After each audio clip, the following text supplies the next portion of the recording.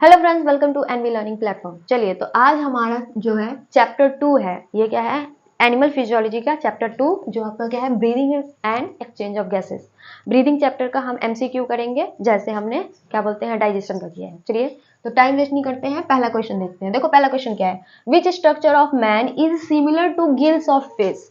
मतलब हो जा रहा है, मछलियों में जो गिल्स होती है, तो उससे मैंस का तो ह्यूमन बॉडी का कौन सा बॉडी पार्ट सिमिलर होता है, मतलब दोनों का फंक्शन क्या है, सेम है। तो अगर आपको पता होगा गिल्स का फंक्शन क्या होता है, तो आप ये क्या बोलते हैं, उसको ह्यूमन बॉडी में उससे रिलेट कर पाओगे। ठीक है, तो गिल्स का फंक्शन क्या होता है, ये आपको रेस्पिरेटरी फंक्शन काम करता है। क्या होता है उसको, जो पानी में से ऑक्सीजन को छान के और उसको सांस लेने में मछली को हेल्प करता है। तो कौन सा पार्ट हो गया आपका इसमें? देखो, नॉस्ट्रिल हमारा क्या हुआ, नाक, हमारे नोज वाला पार्ट तो नहीं। गिल्स के पास क्या बोलते हैं, इसको नॉस्ट्रिल जैसा पोर्शन है, बट उससे वो होता है। ब्रोंकियोल्स नहीं, ब्रोंकियोल्स हमारे लंग्स के अंदर का पार्ट है, तो वो भी नहीं। लंग्स, हाँ, क्योंकि वो पूरा गिल्स एक ऑर्गेन है, लंग्स के जैसा एक ऑर्गेन है, ये लंग्स हो गया। ट्रैकिया तो एक पाइप होती है। ठीक है, चलिए, सेकंड नंबर क्वेश्चन क्या है? Which of the following structure close to क्या है, glottis during swallowing to prevent the entry of food into the food pipe. Wind pipe बोला जा रहा है। जब हम खाना खाते हैं तो आपको पता है, जब हमारा खाना और दोनों पॉट आपस में क्या है, एक दूसरे से अटैच्ड है, pipe, wind pipe and food pipe attached है,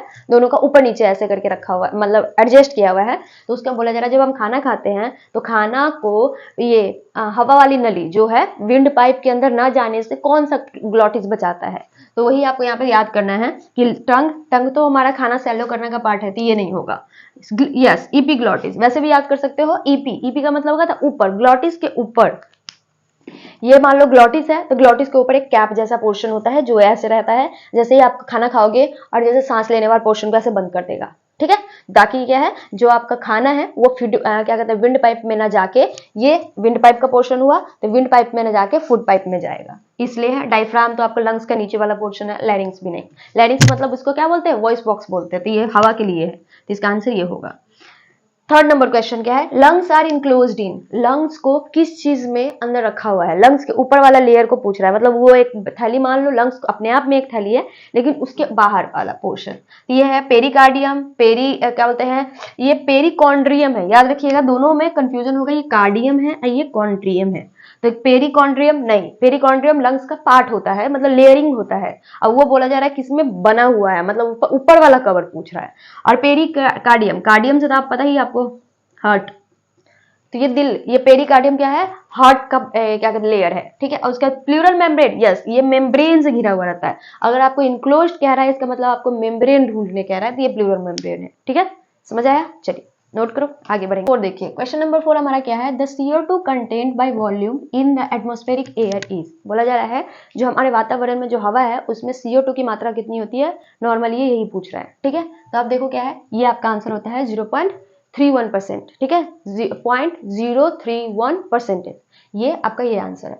दूसरा क्या है? बिसाइड आरबीसी, आरबीसी के अलावा blood plasma also carries O2 इन, बोला जा रहा है सोल्यूशन, द परसेंटेज बता रहा है कि आरबीसी के अलावा जो हमारा ब्लड प्लाज्मा है, जो O2 को कैरी करता है, ऑक्सीजन कैरी करता है, तो वो कितना परसेंटेज कैरी करता है? तो उसका आंसर आता है आपको ये 2 से 3 ये होता है, 2% या 3%, इसी के बीच में आपका वो कैरी करता है। चलिए, छठा नंबर क्वेश्चन क्या है? The concentration gradient for exchange of oxygen present in is from dash and dash. बोला जा रहा है, जब कंसंट्रेशन ग्रेडियंट किसको कहते हैं? ग्रेडियंट का मतलब होता है कि हायर कंसंट्रेशन से लोअर की तरफ जाएगा, डिफरेंस, कंसंट्रेशन डिफरेंस को ग्रेडियंट बोलते हैं। ठीक है, तो आपसे पूछा जा रहा है कि concentration gradient for exchange of oxygen, की ऑक्सीजन की एक्सचेंज होनी है, तो कहाँ पे कौन से, जिधर से ज्यादा होगा उधर से कम की तरफ जाएगा। तो आप ऑप्शन में चूज कर लो। ऑप्शन में पहला लिखा हुआ है एल्विलाई से ब्लड की तरफ, दूसरा लिखा है टिश्यू से ब्लड की तरफ, तीसरा लिखा ब्लड से एल्विलाई की तरफ, ये कॉमा है बीच में, और चौथा लिखा हुआ है बोथ, ए एंड बी। तो आपको यहाँ पे पहले पता करना पड़ेगा कि यहाँ पे कि ऑक्सीजन ज्यादा होना चाहिए, और ये जहां जो पार्ट में, ये डैश पार्ट में, और जहां पे जाएगा वहां पे ऑक्सीजन की मात्रा कम होनी चाहिए। समझ गए? तो ये वाला आपको अगर क्लियर है तो आप पता कर सकते हो। एल्विलाई में लंग्स का पार्ट है, एल्विलाई आपको अगर पता नहीं है तो ये लंग्स का पार्ट है। ठीक है, ब्लड तो आपको पता ही है, तो हमारा लंग्स, ब्लड का काम ही है कि लंग्स में से ऑक्सीजन रिचेस ब्लड को कैरी करके लेके जाना, और कहां पे लेके जाना? उस पार्ट्स में जहां पे ऑक्सीजन चाहिए। तो आपका आंसर क्या होना चाहिए इसके हिसाब से? यहाँ पे हायर कंसेंट्रेशन वाला, मतलब ये अब ब्लड के थ्रू जाता है, कहां जाता है? ब्लड के थ्रू। समझ गए? चलिए, ये क्यों नहीं होगा? क्योंकि टिश्यू में तो ब्लड ऑक्सीजन होता ही नहीं है, टिश्यू को तो ऑक्सीजन चाहिए ना, तो टिश्यू में ऑक्सीजन चाहिए तो ये तो वाला होगा नहीं। और ये वाला ब्लड एंड एल्विलाई लिखा हुआ था, ये भी नहीं, क्योंकि एल्विलाई में तो क्या बोलते हैं उसको, मैक्सिमम होता है। कंसंट्रेशन ग्रेडियंट बनता है जब हायर कंसंट्रेशन से हम लोअर कंसंट्रेशन की तरफ चलते हैं। ठीक है, समझ आया? चलो क्वेश्चन ध्यान से पढ़ो, देखो क्या लिखा हुआ है। How many molecules of O2 does one haemoglobin carries? ये इंपॉर्टेंट क्वेश्चन है। ठीक है, ये आपको नॉर्मली भी पूछता है और जीके में भी पूछता है कि एक हेमोग्लोबिन हमारा ऑक्सीजन का कितना मॉलिक्यूल को कैरी करके ले जाता है। ठीक है, तो इसका आंसर क्या होगा आपका 4। ठीक है, क्योंकि आप में इसमें चैम्बरिंग होती है, इसमें जब हम क्या करते हैं आयरन को फिल करते हैं, हेमोग्लोबिन आयरन में बना होता है, तो उसमें 4 खाली जगह होती है जिसमें 1 2 3 4 ऑक्सीजन आपका अटैच होता है एंड कैरी होकर जाता है एक हेमोग्लोबिन। दूसरा क्वेश्चन है 8 number, oxygen dissociation curve is. एक कर्व आपने पढ़ा होगा, पूरा चैप्टर है इसमें, टॉपिक है एक इसी चैप्टर में, क्या बोलते हैं उसमें ऑक्सीजन डिसोसिएशन कर्व को हम क्या बोलते हैं? तो वो आपका क्या होता है, ये सिग्मोइडल कर्व होता है। कैसा होता है? सिग्मोइडल कर्व होता है, समझ गया? अब उसके बाद बोला जा रहा है which of the following is a occupational respiratory disease. मतलब बोला जा रहा है कि अगर कोई व्यवसाय में काम कर रहा है तो उसको दिल ये लंग्स वाले बीमारी कौन सा होगा, कि उसमें उसके सांस में के थ्रू कहीं कोई फैक्ट्रीज वगैरह में काम कर रहा है ना, तो उसके जैसे कि टाइल्स वगैरह की दुकान की फैक्ट्रीज में, या केमिकल्स वगैरह की फैक्ट्री में, या फिर कोई चीज़ें होती है ना जो काट पीस वाले होते हैं उस वाले फैक्ट्रीज में, तो उसको क्या करते हैं, उसको काटते हैं तो छोटे छोटे कंस होते हैं, तो उसको क्या कहते हैं, उस जब सांस लेता है उसको थ्रू थ्रू थ्रू तो सांस लेता है तो उसके नाक के थ्रू उसके बॉडी में चला जाता है, उसके लंग्स में चला जाता है, तो कौन सी बीमारी है?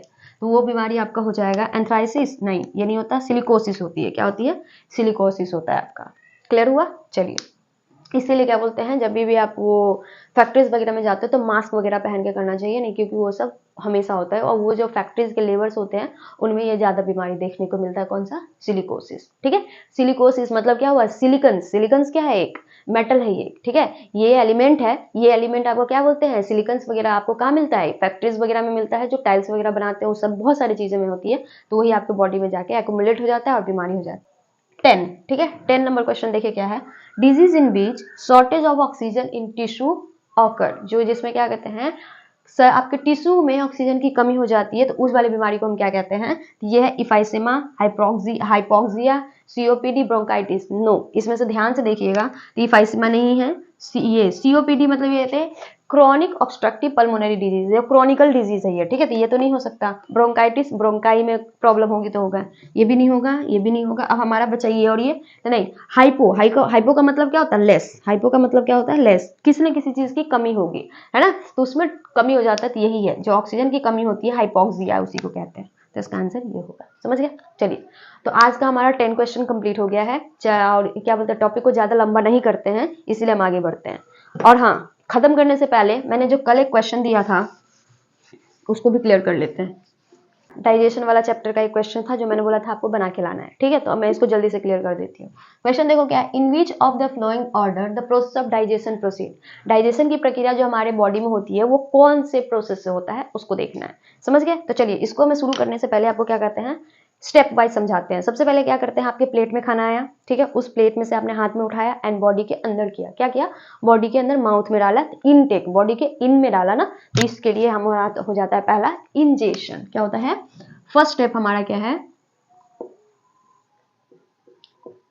इंजेशन। इंजेशन, इसको अगर लिखते हैं तो ये हो जाता है इनटेक ऑफ फूड। क्या किया हमने? Intake of food. भोजन को हमने क्या लिया? बॉडी के अंदर। ठीक है, उसके बाद क्या हो गया, ये बॉडी से पास होके अब उसके बाद कहाँ जाएगा? आपने खाना खाया, खाना मुंह में गया, चबाया वगैरह जो भी हुआ, सलाइवा मिक्स हुई, वो आगे स्टेप्स हम नहीं कर रहे हैं अभी, स्टेप्स देख रहे हैं खाली, तो वो हो गया। उसके बाद आपका खाना जब बोलस बनने के बाद इसोफेगस से होते होते आपके पेट में गया। कहाँ गया वो? पेट में। अब पेट में क्या होगी हमारी? डाइजेशन। पेट में हमारा क्या होता है? डाइजेशन। ठीक है, समझ गए? डाइजेशन, इसको क्या कहते हैं आप? Break downs. मैंने लिखवा भी दिया है, break down of complex food को हमने क्या किया? Into simple form.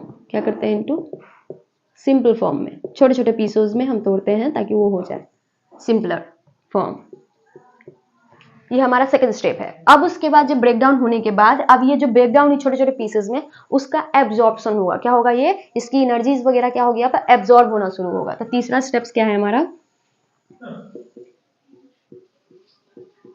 एब्जॉर्प्शन। ठीक है, जिसमें आपके जितने भी न्यूट्रिएंट्स वगैरह है इसमें क्या होगा? जो आपका न्यूट्रिएंट है, जो आपने भोजन को तोड़ा और न्यूट्रिएंट्स क्या हो गया? एब्जॉर्ब हो जाएंगे बाय द सेल्स। एब्जॉर्प्शन। ठीक है, ये हो जाता है एब्जॉर्प्शन, न्यूट्रिएंट्स का एब्जॉर्प्शन हो जाएगा। समझ गए? उसके बाद जो आपने न्यूट्रिएंट एब्जॉर्ब कर लिया, पेट में खाए, स्मॉल इंटेस्टाइन में गई, तो अभी भी डाइजेस्टिव ट्रैक में ही है। कहाँ है ये? डाइजेस्टिव ट्रैक में ही है। तो वहीं पे तो थोड़ी सारा काम नहीं हो जाएगा। ब्रेन को भी चाहिए, आपकी उंगली को भी चाहिए, आपके लंग्स को भी चाहिए, किडनी को भी चाहिए, सबको चाहिए न्यूट्रिशन। तो उसको क्या करता है? एजिमिलेशन होती है। एजिमिलेशन मतलब ट्रांसपोर्टेशन होता है उस न्यूट्रिएंट का। ठीक है, चौथा स्टेप्स क्या है? एजिमिलेशन।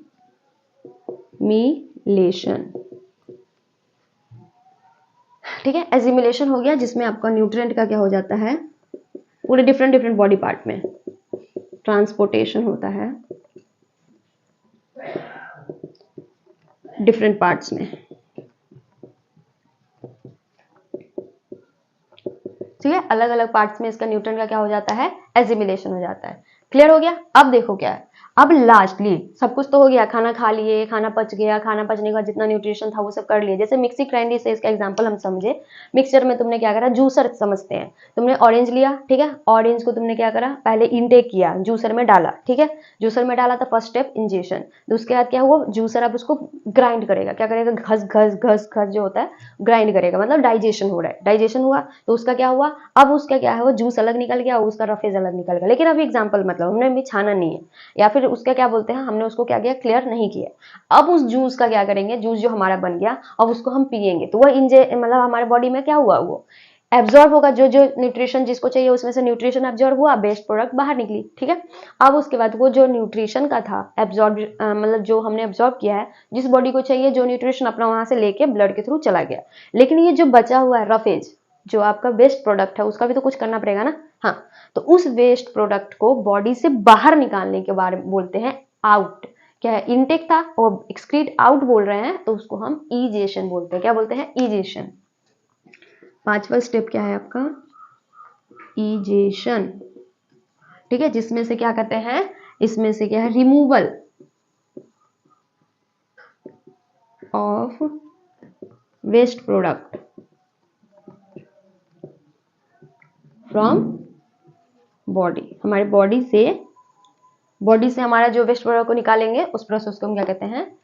ईजेशन। क्लियर हुआ? यही मैंने इसीलिए आपको ये पूरा, क्योंकि ये पूरा ही हमारा एक चैप्टर है, इसीलिए मैंने लास्ट में दिया था ये क्वेश्चन आपको करने, ताकि आप करोगे तो आपको दिमाग खुलेगा कि हाँ, अब इसी में आपके जितने भी इंजाइम्स है वो कहाँ पे फंक्शन करेंगे, जितने भी ऑर्गन्स है, liver, pancreas, large intestine, small intestine, को कहाँ पे फंक्शन करता है, वो सब आपने इस चैप्टर में पढ़ा होगा। बेसिकली अगर ये समझ गए ना, तो इस चैप्टर का ओवरव्यू ही समझ गए, क्योंकि इस चैप्टर में हमें यही तो पढ़ना था शुरू से लेकर लास्ट तक।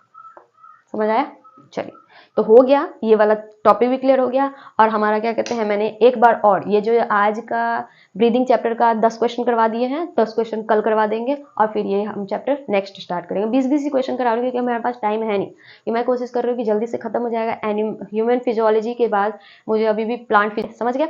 तो आपको अगर अच्छा लगे वीडियो तो लाइक शेयर सब्सक्राइब कर दोगे, वो तो पता ही आप कर ही दोगे, और अपने दोस्तों को भेज दो लास्ट स्टेज पे, और एग्जाम का प्रिपरेशन अच्छे से करते रहना। ठीक है, मिलेंगे कल, बाय बाय।